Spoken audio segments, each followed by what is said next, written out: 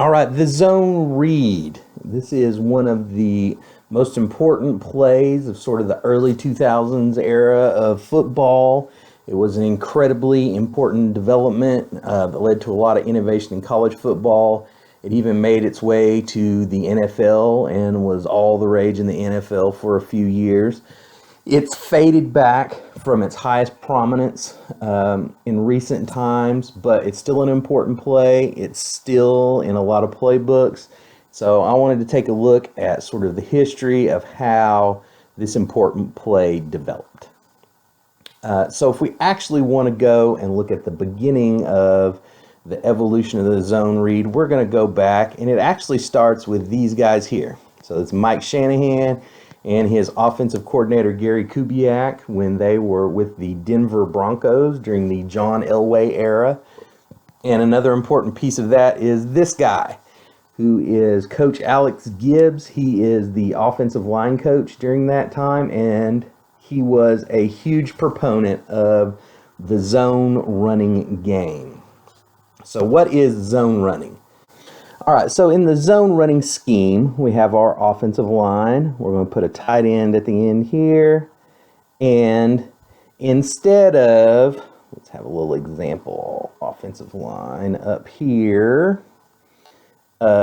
Instead of this offensive line blocking in a specific man in a specific direction, to try and create a hole in a specific place for the running back. Zone running schemes, the offensive line starts moving in the same direction. And they have rules that allow them to combo block, so they can double team someone on the first line before one of them chips off to go up and get a linebacker. And they are really moving sort of in a direction, and there's a couple of different ways that it's described. Some of them will say that they're following a track or a path, or that they're protecting a gap up to a second level player, something like that.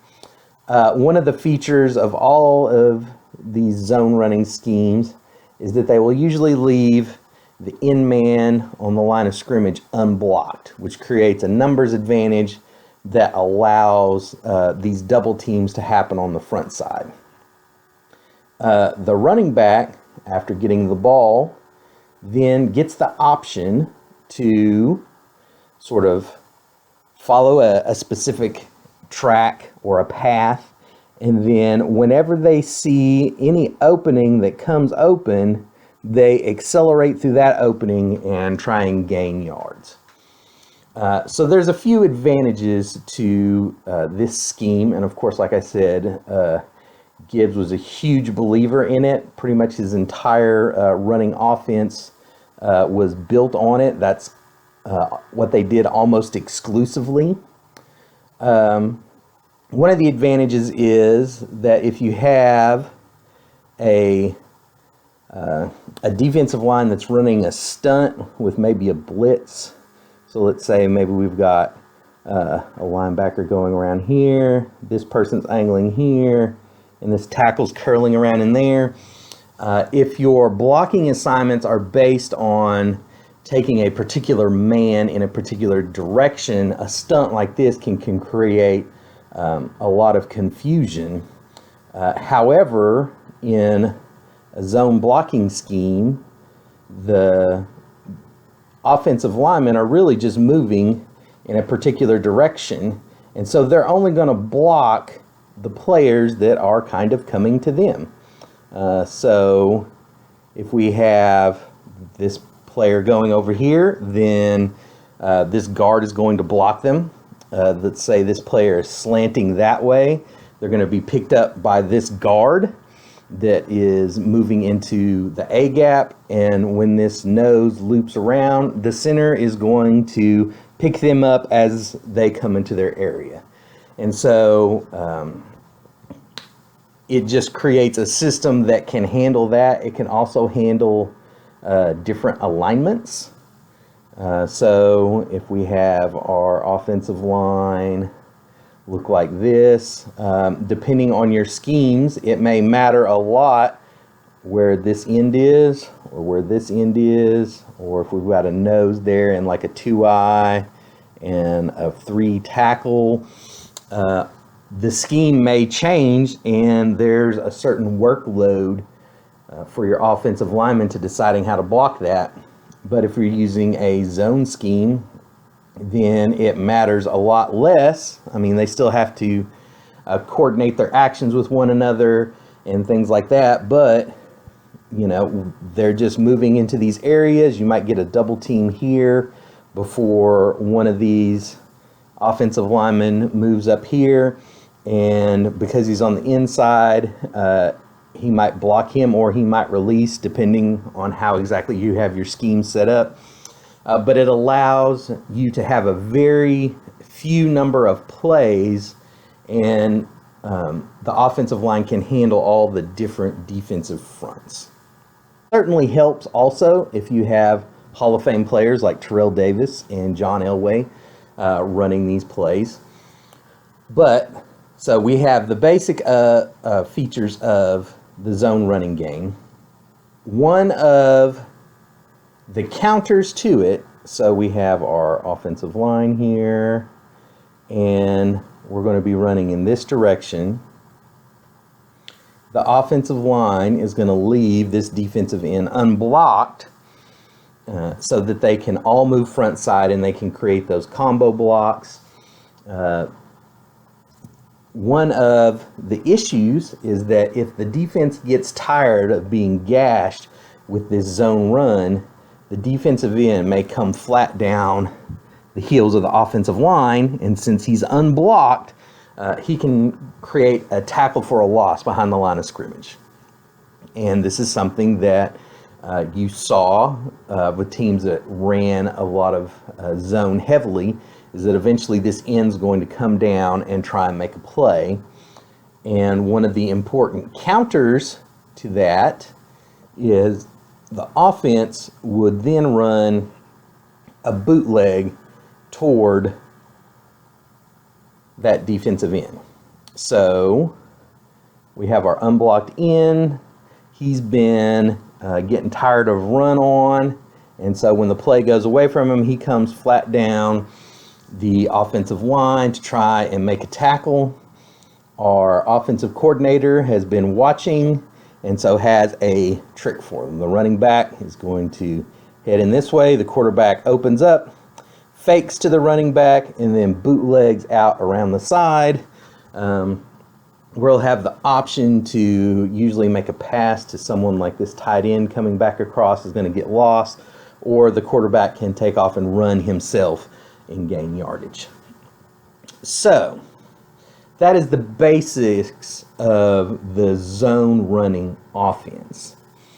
And it was very successful. It helped these guys all win 2 Super Bowls using the basics of that offense.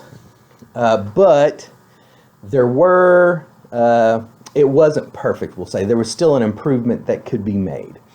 And one of the men to make that improvement was this guy, Rich Rodriguez. From everything I've read, he's considered to be sort of the father of the zone read. And he developed while at a school called Glenville State. And the problem with Glenville State was they were not very good at football.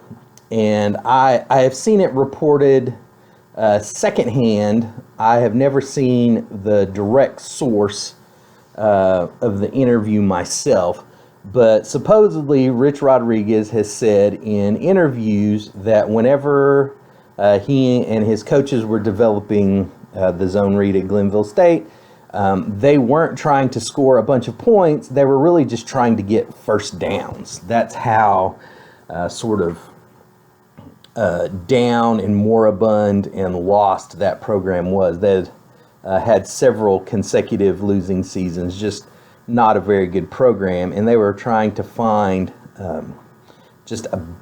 any kind of basic advantage to try and move the offense a little bit.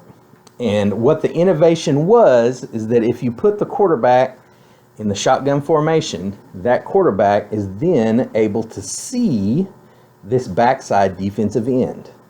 So he can see him during the course of the play. And that means that you can take the two most important plays of your zone running scheme, your zone run, whether that's inside zone or outside zone, and we could do a whole video talking about the difference of those, but you have your zone running play and then the bootleg counter off of that. Instead of having those be separate plays that the offensive play caller has to sort of guess when that defensive end is going to try and overplay the run and make a play, now the quarterback has the ability to read that defensive end, so he's watching him. This running back is going on this front side path.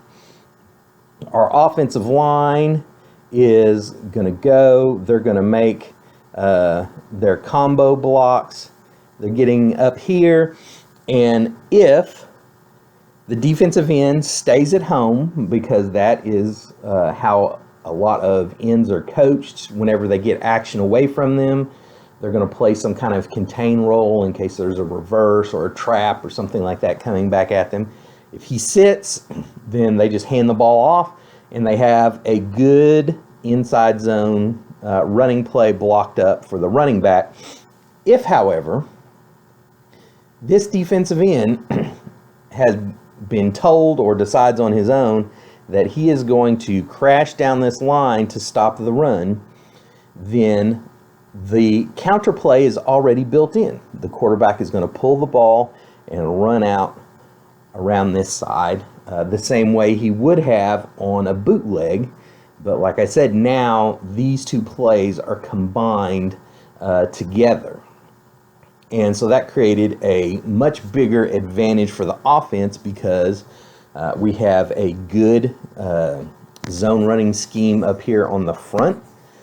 One of the advantages of using zone running is since it can handle stunts and it can handle multiple fronts, that means that we don't need to spend as much practice time repping these plays against a lot of different looks, and we can shade our practice time towards the passing game, which also gives us an advantage putting the quarterback back in the shotgun.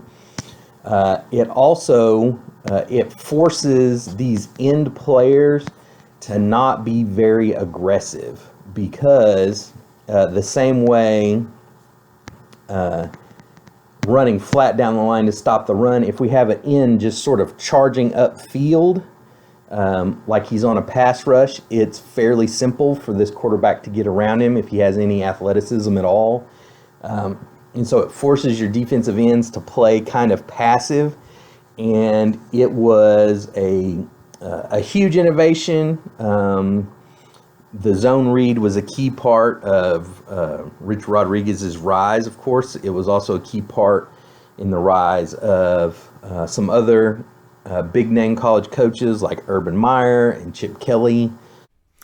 One of the biggest impacts of the zone read was less about the scheme itself or the success that it had, the programs that it helped revive, the championships it won.